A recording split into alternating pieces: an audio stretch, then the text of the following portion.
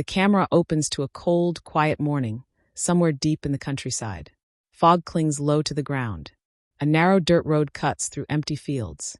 Suddenly, a shaky voice cracks the silence. A call to emergency services. There's a dog. He won't leave the body of another dog. I think one of them's dead. This is where our story begins. The first person on the scene was a farmer named Joel, out delivering hay just after dawn. As he rounded the bend near the edge of his property, he slammed the brakes. 2 dogs sat in the road. Or rather, 1 dog sat. The other lay completely still. Joel stepped out cautiously. "Hey boy, you okay?" The dog sitting upright, a golden retriever, caked in dirt and frost, growled softly. Not with anger, but with a warning. He wasn't going to let anyone touch his friend. Joel backed away and called animal rescue. By the time rescuers arrived, the sun had climbed higher, but the frost still sparkled on the body of the lifeless dog. The living retriever, later named Rusty, hadn't moved an inch. His eyes never left his fallen friend. One of the rescuers, Kara, approached slowly. She crouched down several feet away. "You've been here a while, haven't you, buddy? You kept him safe." Rusty didn't bark. He didn't whine. He just lowered his head, pressing his snout into the cold fur of his companion. "It's okay," Kara whispered. "You're not alone anymore." Carefully, they laid a blanket over the lifeless dog and tried to coax Rusty away. But he refused. He planted his paws and let out a low, guttural moan, a sound of heartbreak. It took an hour before Rusty agreed to step back, still looking behind as if afraid the body would vanish if he blinked. Once at the rescue center, the full story began to emerge. Rusty and the other dog, a female border collie later named Willow, had likely been abandoned. There were no collars, no chips, just frostbite, ribs poking through fur, and a bond stronger than blood. Rusty had been guarding her for 2 days.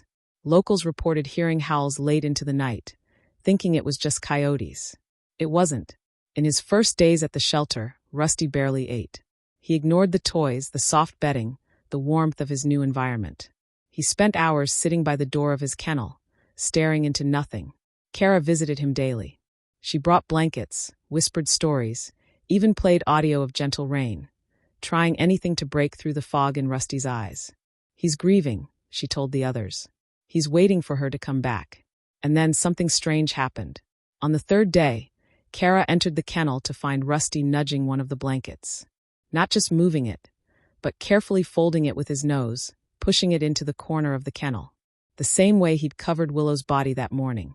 It was a ritual, a habit, a gesture of goodbye. Later that evening, Kara sat beside his kennel.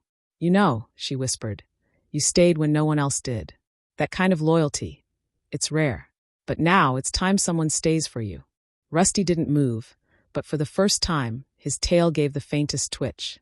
The shelter decided to share his story online. Photos of Rusty beside Willow's body stirred hearts everywhere.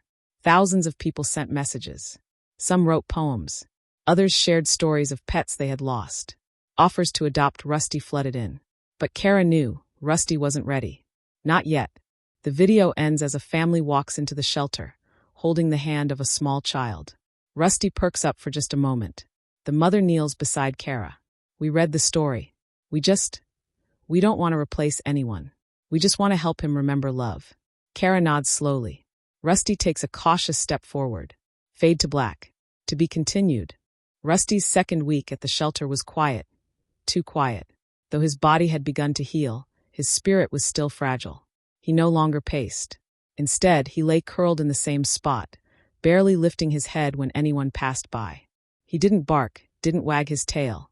He simply existed. Until the little boy returned. Liam was 6, maybe 7. The first time he visited, he had clutched his mother's hand and stayed behind her, shy and observant. But now he walked ahead, holding a small plush dog in his arms. It was old, one ear barely hanging on. "Is Rusty still here?" he asked Kara. Kara nodded gently. "He is. And he remembers you." Liam crept up to the kennel. Rusty looked up, ears twitching. No bark, no movement, just a gaze that held weight. Liam sat cross-legged, facing the kennel bars. He didn't speak, just placed the toy on the floor between them. Rusty stared. Then, slowly, almost uncertainly, he stretched out a paw, touching the toy. It was the first moment of connection since Willow died. Every day after that, Liam returned. Sometimes he brought drawings, sometimes just silence. And slowly, Rusty began to respond. A head lifted here, a slow tail wag there. By the end of the week, Rusty sat by the bars when he heard Liam's voice.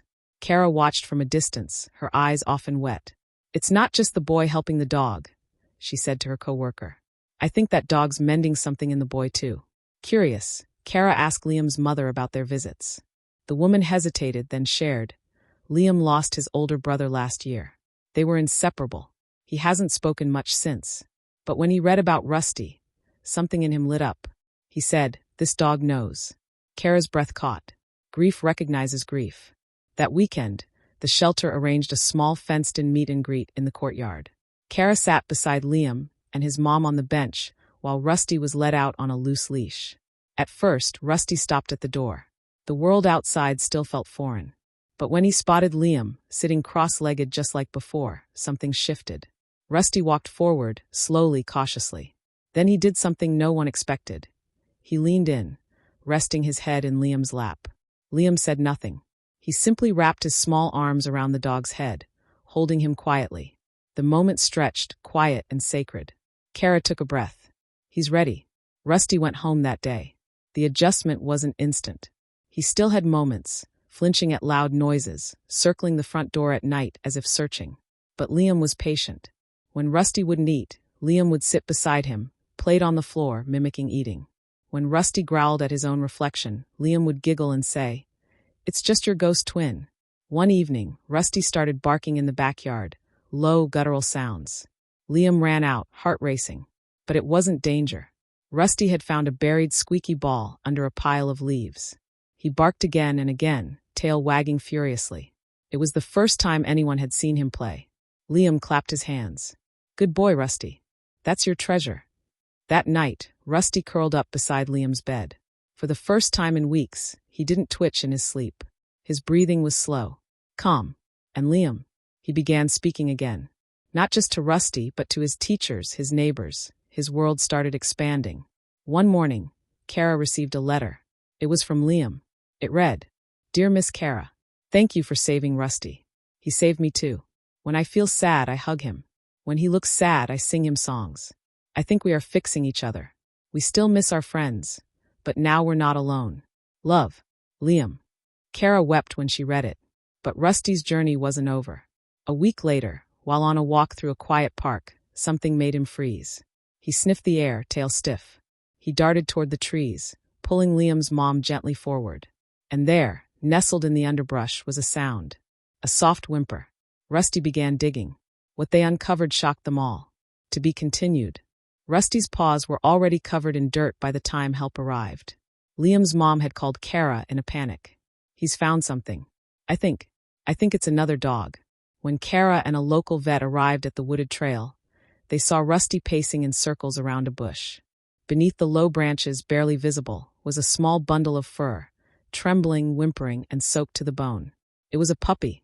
Kara gasped. How did he even smell that? The vet crawled forward carefully, lifting the tiny body.